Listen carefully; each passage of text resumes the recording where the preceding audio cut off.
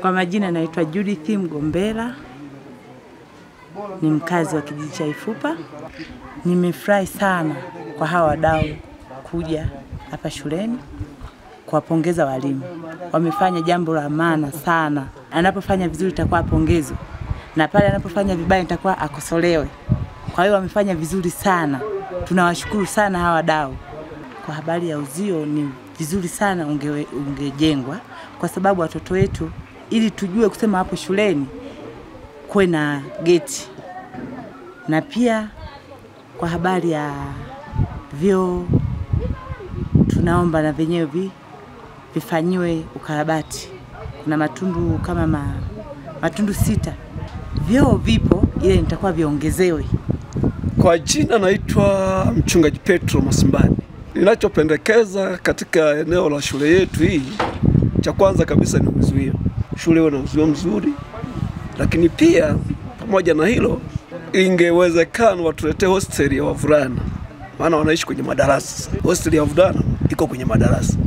Kwa kama mkuu wa wilaya angetusikia, mkuu angetusikia, angetuhamasisha tu tujenge nini hosteli ya wavulana. Jambo la msingi hilo. Lakini pia waliangalia na barabara letu na kutoka Ifupa kuja sekondari. Maana yake sasa watoto wanapata shida kwa nini? Kusafiri, hata kuleta mahitaji wazazi ni shida. Naitwa Hosea Rashidi Mwambigia. Kinachotakiwa kufanyika hapa, tulikuwa tunaomba tu kama wazazi tuwe na ushirikiano na walimu, tuwe karibu na walimu, tufanye kazi kuna walimu kwa weledi na kwa uaminifu, ikusudi kuhakikisha kwamba watoto wetu wanafaulu. Sawa. Vipi kuhusu hali ya miundombinu ya shule? Mnafanyaje kwa ujumla wenu wazazi na walezi kushirikiana na uongozi wa kijiji, kata, kuhakikisha shule inakuwa na mazingira mazuri, ikiwemo fence ya shule, lakini pia vyoo kwenye nyumba za watumishi, na nyumba za watumishi pia madawati na vitu kama hivi? Kwenye mazingira ya shule kwa kweli utengenezaji wa fence bado hatujafikia hatua ya kwamba tunaweza kuanza kutengeneza fence, ila isipokuwa tunawaza kwamba vyoo vya walimu viwe vizuri, kwenye stafu maeneo yote iwe safi. Tunaomba tu walimu watuvumilie kwa hali yetu wazazi na kushirikiana nao pamoja kutenda kazi sawa sawa na vile watakavyotenda wao. Katika ile mipango ya kutamani taaluma pande juu, wako wazazi hapa wanajua vikao tulivyoendesha hadi tunaanza kuplani wanafunzi watu wakae hosteli, wale wa kiume na waje hosteli. Tulikuwa ni mipango yetu kutaka ili taaluma ipande, na ilikuwa mijadala mikubwa sana. Lakini nadhani ufaulu ulivyoendelea kupanda kama alivyosema Mheshimiwa Diwani, hawa wadau walikuwa wanakuja hapa wanashika mkono walimu kupongeza. Wanasema yani hata mtu kimpongeza kwa kazi aliyofanya, tukimpongeza kidogo inakuwa ni pongezi na mtia moyo kusogea mbele. Ndio mpaka haya matokeo tunayoona yamefikia hapa leo. Hatujawahi kupata division 1 katika shule hii. Ndio vitu ambavyo tulianza kupambana navyo sana. Lakini mwaka jana nadhani ilikuwa tarehe 28 mwezi wa 3. Baada ya matokeo ya mwaka uliopita, baada ya kupata division 2 zile zilikuwa 7 ambazo tulikuwa hatujaipata. Alafu division 3 zilikuwa 6. Tuliamua kwamba hao walimu tunawalipa kila division 2 moja tunawalipa shilingi 10,000. Tulipata shilingi 70,000. Zile division 3 tukasema tunalipa shilingi 5,500 ambazo zilikuwa 6 ikawa shilingi 30,000. Tulikuja tuliwapa laki hapa, alafu tukawapa wanafunzi waliopo hapa walioshika nafasi za juu motisha ya daftari ili kuwatia moyo na hao wajue kwamba wakikazana waleta matokeo mazuri mbele. Lakini muda huo tuliamua sasa walimu hawa ni kama tutamanishane mbele kwamba kunaweza kukalipwa hela zaidi mbele. Tukasema safari nayo kuja, kama kutakuwa na division 1 moja tutailipa shilingi 30,000. Ambapo zilipotokea division 1 mbili zina shilingi 60,000. Tukasema division 2 moja itakuwa na 10,000. Zilipotokea 9 tumezilipa shilingi 90,000. Tukasema division 3 moja italipa shilingi 5,000. Zimetokea 15. Tumelipa shilingi 75,000. Kwa kipengele hicho tumepata shilingi 200,000 na 55,000. Lakini tukaona kwamba ufaulu wa watoto uwe zaidi, kila mwalimu apambane yani kwa sehemu yake. Tukasema ikitokea alama A kwenye somo, hiyo alama A kwa masomo ya sayansi tukasema tutailipa shilingi 10,000. Zimetokea A3 kwenye masomo ya sayansi, tumezilipa shilingi 30,000. Tukasema B tutailipa shilingi 5,000. Zimetokea B5. ambazo zina shilingi 25,000. Tukasema C moja tutailipa shilingi 2,000 kwa masomo ya sayansi nje na hesabu. Zimetokea 29, tumelipa shilingi 58,000. Lakini tukasema C ya hesabu mwalimu ila kazane zaidi au aone kuna muhimu zaidi, tukaliweka shilingi 5,000. Zimetokea C mbili za hesabu, tumezilipa shilingi 5,000 sawa na 10,000, ambapo jumla ya hela hapo sasa ukijumlisha toka pale juu kuna 500,000 na 42,000. Kwa maana hela taslimu wanazopewa walimu ukiachana hizo hizo kwenda kwa wanafunzi tuna shilingi 600,000 na 55,000. Sasa nakabidhi hizo hela kwa mgeni rasmi ili awakabidhi walimu shilingi 600,000 na 55,000. Asante, piga makofi kwa wadau. Mwalimu, bunda hiki bwana. Pambane tupate 10. Kidato cha kwanza tunao wanafunzi 137, cha pili wako wanafunzi 125, cha tatu wako wanafunzi 64, cha nne wanafunzi 61. Jumla wanafunzi wako 387. Taarifa za miundombinu ya shule hapa. Kuna vyumba vya madarasa. Kwa mahitaji ni vyumba 8, lakini vilivyopo 12, ziada ni vyumba 4. Na ndivyo wanavyolala wanafunzi wetu wa kiume. Matundu ya vyoo. Mahitaji ni matundu 20, yaliyopo ni matundu 14, yanaferi matundu 6. Maabara. Mahitaji ni maabara 3, zipo 3, hakuna mapungufu. Viti vya wanafunzi. Mahitaji ni 387, vilivyopo 306, tuna upungufu wa viti 81. Meza za wanafunzi. Mahitaji ni 387, zilizopo ni 312, pungufu ni 75. Nyumba za walimu. Mahitaji ni 12, zilizopo 5, mapungufu ni nyumba 7. Hosteli. Mahitaji ni hosteli 2, iliyopo ni 1. Tunakabidhi hii motisha kwa walimu kwa kazi kubwa walioifanya. Kazi ya kwanza kutusaidia watoto wetu kuhakikisha tumepata division 1 2, lakini pia kushika nafasi ya pili kiwilaya. Kwa kama ofisi ya kata chini ya diwani tunakabidhi hii fedha 500,000 kwa walimu wangu.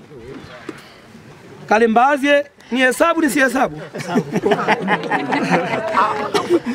Hii hapa. Kamera na hesabu. Asante, kamera na hesabu. Kamera na hesabu. Asanteni sana.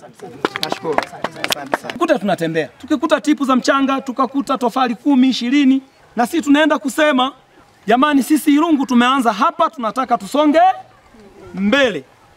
Hakuna mkurugenzi ataacha kuongeza fedha kwa sababu tayari tumeanza. Lakini mdau namba 1 ni wewe mwenyewe mzazi. Yaani hapa tunaweza tukaona pale vyoo ni kazi, lakini hivi hapa tunashindwa tofali moja moja. Kasoro mwenyekiti wa kijiji atachangia 10. Mwenyekiti wa bodi atachangia 20. Diwani atachangia matofali 100. Vyoo hatujajenga. Mwenyekiti wa chama tofali 20 mwenye chama chake. Mtendaji wa kata, bwana ujenge hata kwetu. Mtoto wako anaweza kaja tena mtendaji ukistaafu. Akute hapa au akawa mkuu wa shule hapa, si ndio? Akute vyoo vizuri. Nyinyi mnasemaje ndugu zangu? Tunashindwa tofali moja moja huko. Sasa tofali si 1,000. Hamidi diwani naanza sasa. Natoa 100,000 ya tofali 100. Mpaka sasa hivi pesa tuliokusanya ni 460,100. Yaani kwa haraka ambao mimi sio fundi, tayari tunaweza tukawa na tofali za kujenga angalau matundu 2, si ndio jamani? Haya sasa hapo pengine mnasema diwani, asante chanjile tunakutuma. Hebu tuende pamoja, sema diwani tunakutuma. Asanteni kwa kunituma. Mwalimu anasema ashachimba na shimo tayari. Na hapo bado ya mwenyekiti wangu wa chama. Na bado hapo waliosoma. Jamani mbona tumetoboa? Nitumeni tena niende nikapambane. Mimi naondoka na afisa tarafa wangu sasa. Kwamba sisi Irungu tumeanza, tunaomba support kwenye habari ya nini? Ya vyoo. Kama una mboga, mwenyekiti amesema 30. Makofi kwa mwenyekiti. Anasema tumemshusha sana. Mwenye chama chake anatoa tofali 30. Huwezi ukaomba mboga kama una mboga iliyo chacha. Sio wani wa mwenye kandushi. Yaani mimi diwani hapa mkinipa mboga iliyo chacha nikienda saa hizi, nikitoka hapa. Huyu bahati nzuri dadangu nimefanya naye kazi toka naingia udiwani nimemkuta. Namaliza udiwani yupo. Ananijua kwamba diwani ni mtu wa namna gani.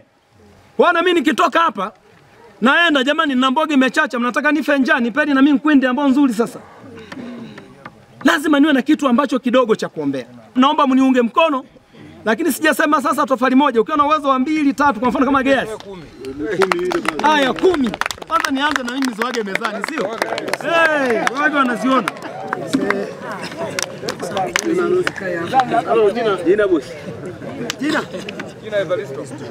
Mimi hapa 10. Hizi hapa jamani, 100,000 matofali 100. Munjo hono.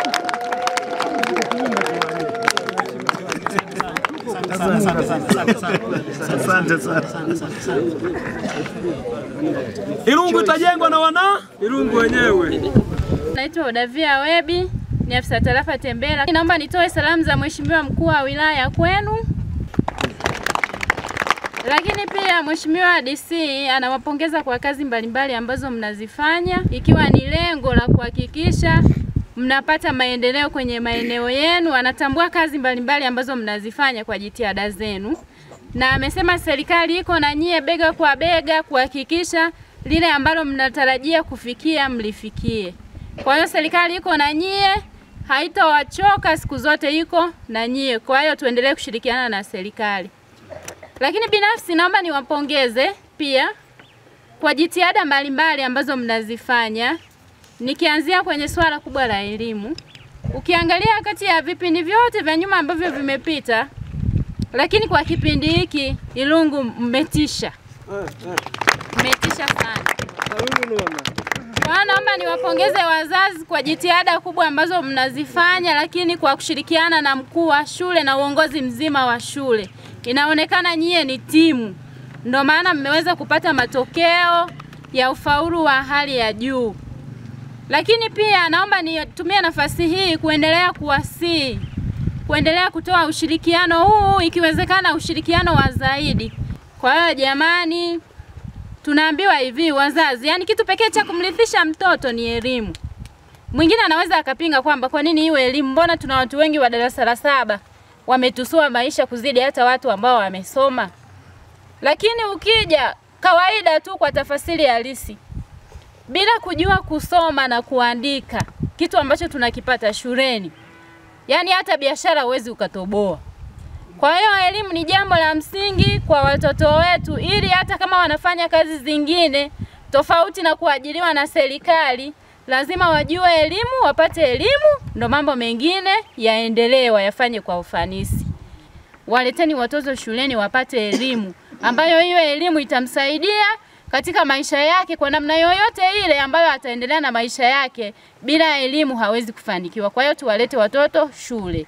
Lakini pia tunao watoto wa shule za msingi, wengine tunawafungia, wamefikisha umri wa miaka 5, 6, anatakiwa aende shule aidha aanze awali au aanze elimu ya darasa la kwanza.